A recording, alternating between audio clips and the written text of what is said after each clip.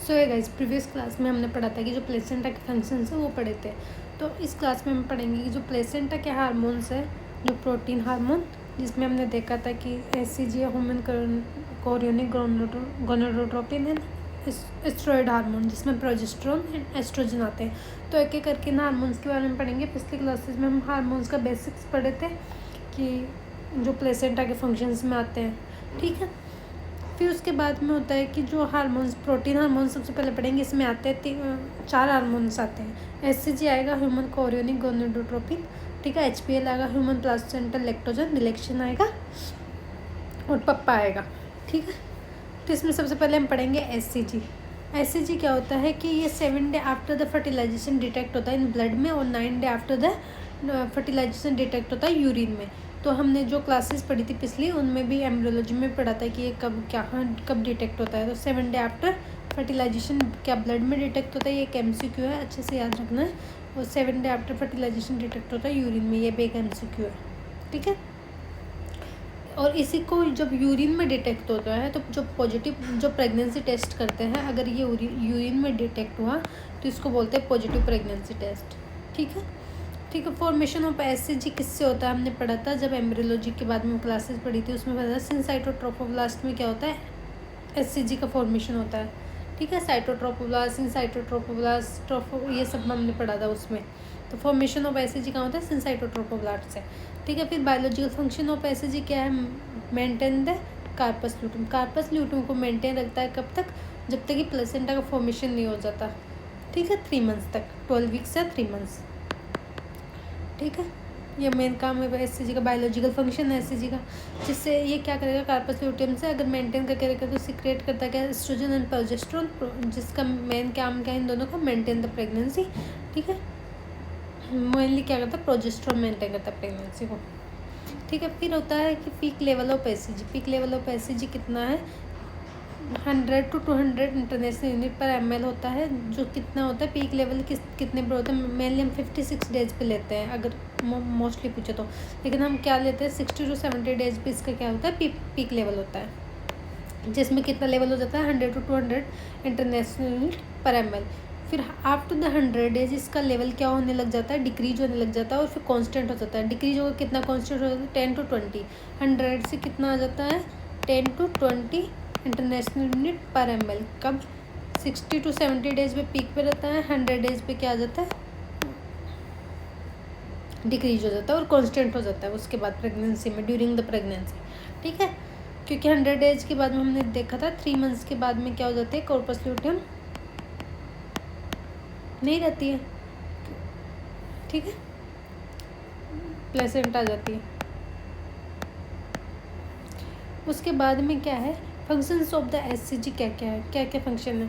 सबसे पहले तो मेल जो फीटस होता है उसमें क्या होता है कि जो लेडिंग सेल्स होती है उसको स्टिमुलेट करता है, ठीक है। ये सेल्स क्या करती है, टेस्टोस्टेरोन का प्रोडक्शन करती है, ठीक है। तो ये सेल टेस्टोस्टेरोन का प्रोडक्शन करने के बाद में इसमें क्या होता है, लेडिंग सेल्स को स्टिमुलेट करता है। उसके बाद में इम्यूनोसप्रेसेंट क्या होता है कि वर्क एज ए इम्यूनोसप्रेसेंट में क्या होता है कि फीटस के लिए इम्यूनोसप्रेसेंट मतलब क्या होते हैं,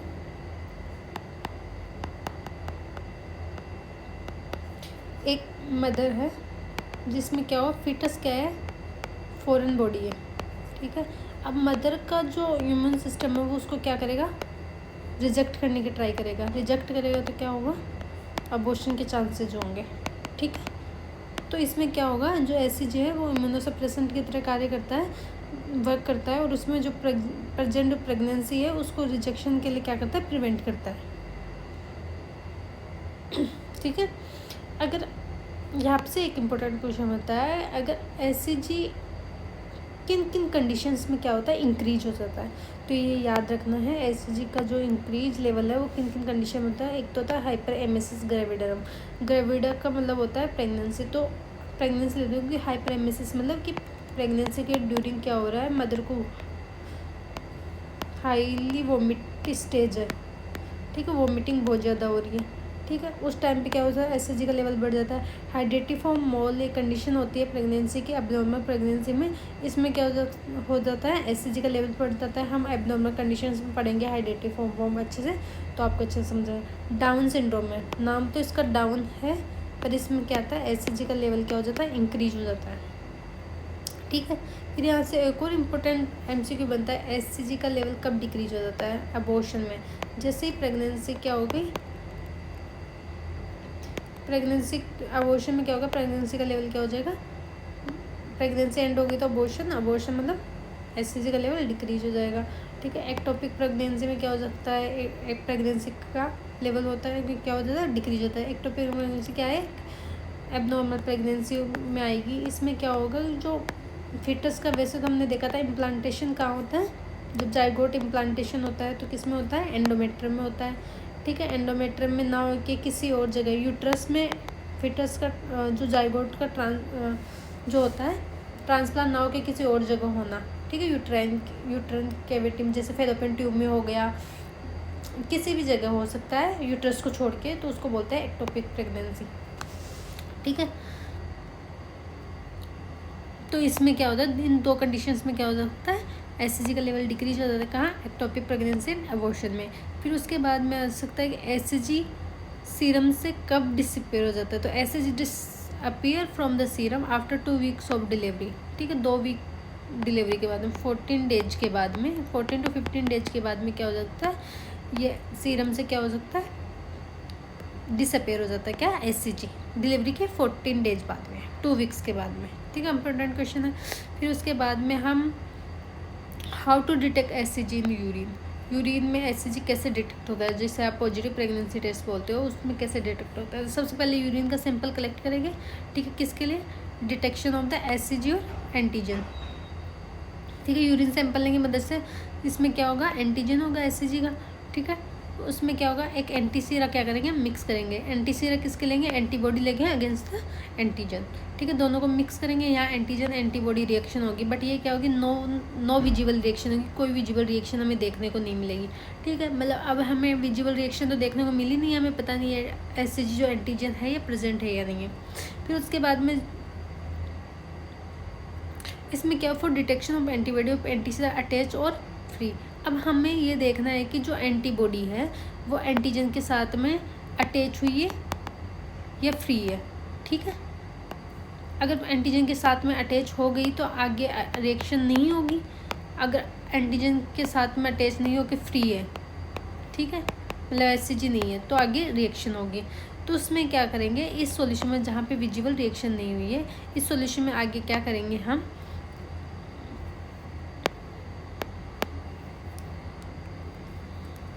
इस सॉल्यूशन में आगे क्या करेंगे हम, latex coated SCG antigen mix करेंगे। ठीक है, लेटेक्स कोटेड एंटीजन मिक्स करेंगे। अगर एंटीबॉडी इसके साथ में मिक्स नहीं हुई है तो लेटेक्स कोटेड एंटीजन मिक्स करने के बाद में अगर कोई विजिबल रिएक्शन नहीं हुई है, विजिबल रिएक्शन नहीं हुई है, तो मतलब जो एंटीजन है वो एंटीबॉडी के साथ में पहले से ही क्या हो गया, बाउंड हो गया है, तो यहाँ पे क्या होगा, वो फ्री नहीं है। फ्री नहीं है तो ये जो लेटेस्ट कोटेड एससीजी एंटीजन हमने मिक्स किया उसके साथ में क्या होगा कि वो रिएक्शन नहीं करेगा। अगर नो विजिबल रिएक्शन होगी मतलब पॉजिटिव प्रेगनेंसी टेस्ट है। ठीक है, बिकॉज क्या हुआ, जो एससीजी एंटीबॉडी है वो ऑलरेडी अटैच है किसके साथ में, एससीजी एंटीजन के बाद साथ में। तो जब हमने एंटीजन वापस से मिक्स किया उस एंटीबॉडी के साथ में मिक्स नहीं हुआ, क्योंकि वो फ्री नहीं है, वो तो अटैच है ऑलरेडी। ठीक है, इसलिए इसको बोलते हैं पॉजिटिव प्रेगनेंसी टेस्ट। तो ऐसे होता है। फिर सेकेंड आता है ह्यूमन प्लासेंटल लैक्टोजन, HPL। ठीक है, ह्यूमन प्लासेंटल लैक्टोजन में हम देखेंगे कि it is an insulin hormone. ठीक है, ये क्या है, एंटी इंसुलिन हार्मोन है। ठीक है, तो इसमें क्या होगा कि इसका मतलब क्या होगा, it will increase glucose level, क्योंकि इंसुलिन क्या करता है, हमारे जो ब्लड में होता है वो ग्लूकोज लेवल को कम करता है। बट अगर यह हार्मोन क्या है, एंटी इंसुलिन है, तो ये क्या करेगा, हमारा जो ब्लड में लेवल ऑफ ग्लूकोज क्या करेगा, इंक्रीज करेगा। ठीक है, और मदर में अगर ब्लड का ग्लूकोज लेवल इंक्रीज हुआ तो इसमें क्या करेगा, ये फिटस को रेगुलर क्या करेगा, सप्लाई करेगा ग्लूकोज, जिससे फिटस में क्या होगा, हाइपरग्लाइसीमिया होगा। तो फिटस का जो सिस्टम है वो भी क्या करेगा, उसको मैनेज करने के लिए हाई इंसुलिन प्रोड्यूस करेगा, जिससे लेटर लाइफ में जब बच्चे का बर्थ हो जाएगा तो उसमें हाइपोग्लाइसीमिया के चांसेस होते हैं, जो क्या हो सकता है, बच्चे के लिए जानलेवा हो सकता है। ठीक है, it will cause fasting hypoglycaemia. और मदर में क्या करेगा, फास्टिंग हाइपोग्लाइसीमिया करेगा, क्योंकि क्या है, एंटी इंसुलिन है, पहले से ही मदर में क्या करेगा, इंक्रीज कर रहा है ब्लड ग्लूकोज लेवल को, जिससे क्या करेगा, फास्टिंग हाइपोग्लाइसीमिया करेगा। तो इसको प्रिवेंट करने के लिए मदर को क्या बोलते हैं कि आपको फ्रिक्वेंटली क्या लेना है, फूड लेना है, ठीक है, थोड़ा थोड़ा करके बार बार फूड लेते रहना है, जिससे क्या हुआ हम उसको प्रिवेंट कर सकते हैं फास्टिंग हाइपोग्लाइसीमिया को। अगर मदर ज़्यादा देर फास्टिंग में रही तो उसको क्या हो सकता है, हाइपोग्लाइसीमिया के चांसेज हो सकते हैं। फिर उसके बाद में है hyperinsulinism due to HPL। Hyperinsulinism का मतलब होता है कि अमाउंट ऑफ इंसुलिन क्या हो सकती है, इंक्रीज हो जाती है। कि fasting hypoglycaemia due to the continuous supply of high glucose in blood to foetus, इससे फास्टिंग हाइपोग्लाइसीमिया होता है। तो ये क्या होता है, HPL के क्या होते हैं, कॉन्ट्राइंडिकेशंस, मतलब HPL के क्या हो सकते हैं, साइड इफेक्ट्स होते हैं कि हाइपर इंसुलिनिज्म होता है, फास्टिंग हाइपोग्लाइसीमिया होता है मदर में, ये सब due to HPL। Fasting hypoglycaemia regular supply हो रही है हाई ग्लूकोज की in blood to the foetus, ठीक है, उसकी वजह से क्या होगा, फास्टिंग हाइपोग्लाइसीमिया हो गया। प्रेगनेंसी एसोसिएटेड प्लाज्मा प्रोटीन ए, जिसको बोलते हैं पप्पा, ठीक है, ये भी क्या करता है, इम्यूनोसप्रेसेंट की तरह काम करता है। हमने देखा था कि जो भी मदर है उसके लिए फिटस क्या है, एक फॉरेन बॉडी है, ठीक है, फॉरेन बॉडी का रिजेक्शन होगा, रिजेक्शन से प्रिवेंट करने के लिए PPA ये हार्मोन होता है, pregnancy associated plasma protein A PAPPA, जो क्या करेगा, मेंटेन करवाने की ट्राई करेगा प्रेगनेंसी को by the working as a immunosuppressant, ठीक है। उसके बाद में होता है रिलैक्सिन हार्मोन, ये क्या करता है, वर्क करता है ड्यूरिंग द लेबर, ठीक है, ड्यूरिंग द लेबर क्या वर्क करेगा, ये रिलैक्स करेगा किसको, सिम्फाइसिस प्यूबिस को, जिससे क्या हो सकता है, इजीली डिलीवरी में क्या मिलेगी, हेल्प मिलेगी, ठीक है। फिर नेक्स्ट आते हैं स्टेरॉयड हार्मोन। स्टेरॉयड हार्मोन क्या होते हैं, एस्ट्रोजन एंड प्रोजेस्टेरोन। एस्ट्रोजन क्या होता है, हाइपरप्लेजिया करवाता है, हाइपरप्लेजिया में क्या होता है, increase the number of cells increase होती है, और प्रोजेस्टेरोन में क्या होता है, हाइपरट्रॉफी कराता है। ये क्या करता है, हाइपरट्रॉफी मतलब साइज को इंक्रीज करता है, प्लेजिया मतलब नंबर ऑफ सेल्स को इंक्रीज करता है, ठीक है। इन दोनों में ध्यान रखना है कि एस्ट्रोजन करवाता है हाइपरप्लेजिया और प्रोजेस्टेरोन करवाता है हाइपरट्रॉफी, ठीक है, प्रोजेस्टेरोन ट्रॉफी, ठीक है। ये सेल्स को इंक्रीज करता है, ये साइज को इंक्रीज करता है, ठीक है। इससे याद रखना है, जो प्रोजेस्टेरोन क्या करता है, maintain the pregnancy, pregnancy maintain होगी तो बच्चे की साइज क्या होगी, इंक्रीज होगी, इससे याद रख सकते हो आप, ठीक है। फिर इसका होता है, ये क्या होता है, एक टोकोलाइटिक एजेंट की तरह भी क्या करता है, टोकोलाइटिक एजेंट होता क्या है, ये प्रिवेंट करता है यूट्राइन कॉन्ट्रैक्शन को। अब याद रखना आप, यूट्राइन कॉन्ट्रैक्शन को ये प्रिवेंट कर रहा है, टोकोलाइटिक एजेंट वर्क कर रहा है, यूट्राइन कॉन्ट्रैक्शन को प्रिवेंट कर रहा है, तो ये क्या होगा, मेंटेन करेगा प्रेगनेंसी को, अबॉर्शन से प्रिवेंट करेगा अगर मेंटेन करे तो। It also works A immunosuppressant, ठीक है, प्रोजेस्टेरोन भी एक इम्यूनोसप्रेसेंट की काम, रिलैक्सिन भी एक इम्यूनोसप्रेसेंट की तरह काम करता है, ठीक है। Both helps in the maintaining pregnancy. Oestrogen और प्रोजेस्टेरोन दोनों क्या करते हैं, मेंटेन द प्रेगनेंसी में क्या कर सकते हैं, हेल्प करते हैं, ठीक है। मोस्टली प्रेगनेंसी के टाइम पे सेम अमाउंट में क्या हो सकते हैं, रिलीज होते हैं सेम अमाउंट में। प्रोजेस्टेरोन और एस्ट्रोजन की जो at the time of pregnancy है वो सेम अमाउंट में क्या होते हैं, रिलीज होते हैं। बट ड्यूरिंग द लेबर क्या होता है कि जो प्रोजेस्टेरोन का लेवल है वो रिलेटिवली डिक्रीज हो जाता है। रिलेटिवली डिक्रीज का मतलब होता है कि जो एट द टाइम ऑफ क्या होता है, लेबर के टाइम पे एस्ट्रोजन लेवल क्या हो जाता है, एस्ट्रोजन लेवल क्या होता है, इंक्रीज हो जाता है, ठीक है। किसके लिए, ऑक्सीटोसिन को रिलीज करने के लिए।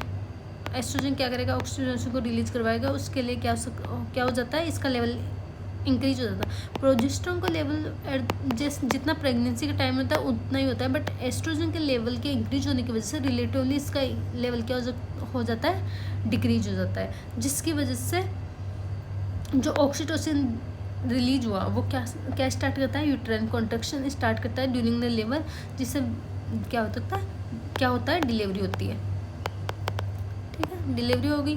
फिर उसके बाद में वर्टिकल ट्रांसमिशन ऑफ इन्फेक्शन एक है, वो क्या होता है, वर्टिकल ट्रांसमिशन ऑफ इन्फेक्शन क्या होता है, टॉर्च से हम याद रखते हैं, टॉर्च।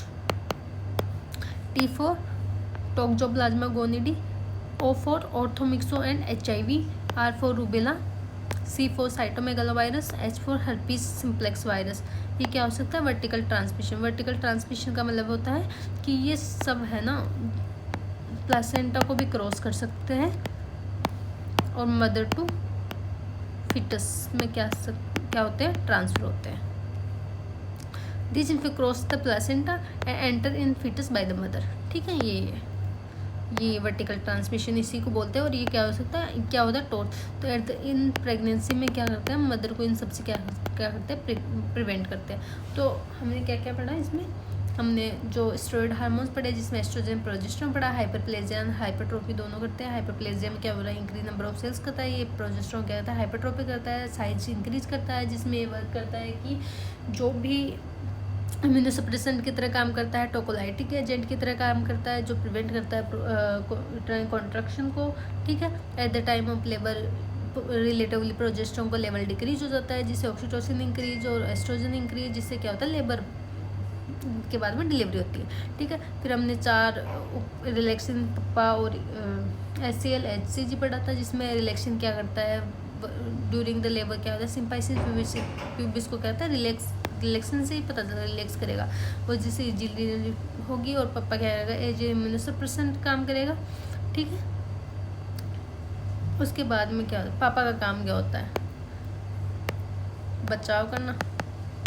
तो किसका बचाव करेगा? फिटस का बचाव करेगा।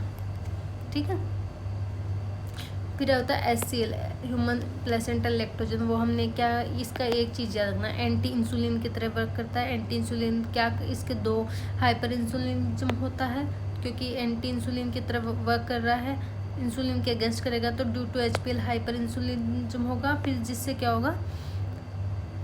फास्टिंग हाइपोग्लाइसीमिया होगा। ठीक है, हाइपर इंसुलिनिज्म किस में करेगा कि जो भी ये कंटिन्यू सप्लाई करेगा फिटस को क्या? High glucose level, high blood glucose level. अगर फिटस में सारा ब्लड ग्लूकोज लेवल चला जाएगा तो मदर में क्या हो जाएगा? डिक्रीज हो जाएगा at the time of pregnancy blood glucose level. तो ये मदर में क्या करेगा? फास्टिंग हाइपोग्लाइसीमिया करवाएगा।